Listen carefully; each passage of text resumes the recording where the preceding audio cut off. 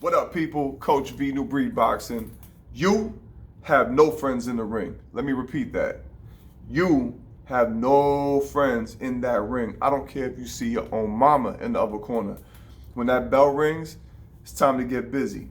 Just playing, mom. But anyway, in all seriousness, you might at some point in your boxing career, amateur or professional, find yourself in a fight with one of your stablemates or a friend of yours, and your inability to put your feelings, your friendship, whatever you want to call it, to the side and boom, press that unfriend button just for that moment could cost you a close decision, or furthermore, you could end up being a highlight reel and getting your ass knocked out because you underestimate their ruthlessness.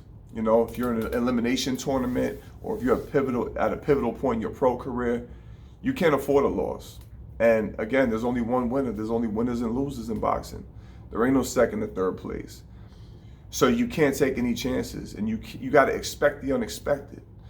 And there's just no room for anything less than bringing your 100% to your opponent. And at that point, that's what they are. They're an opponent.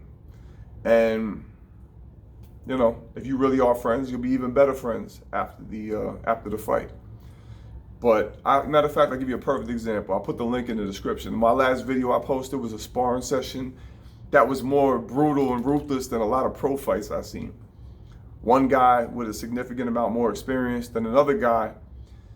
I don't know if he got caught with a shot. I didn't see the whole thing, but something happened, and this dude tried to take him the hell out. Like, he just ran down on him, bing, bing, bing, bing, just tearing his ass up.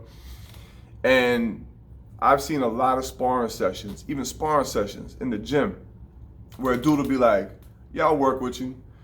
The only reason why somebody will say, I'll work with you, is because they don't believe you can hurt them. They're convinced that they're safe, that they're sure that they can handle whatever power you got, or you're not going to surprise them with nothing because they got you figured out. And sometimes that's a good thing. But let me tell you, if for any reason, say you got some pop and you sting that guy and you get him out on his feet, he's pulling out all the stops. He's going into survival mode. He'll be swinging for the fences. I can guarantee you that. If I had $1 for every sparring session that turned into a war, that started out by saying, yo, don't go hard, or, you know, I'll work with you, yeah, expect the unexpected. Now, again, in the beginning of your boxing training, you will have conditional sparring with certain people, and it'll be like, you know, technique oriented and stuff like that.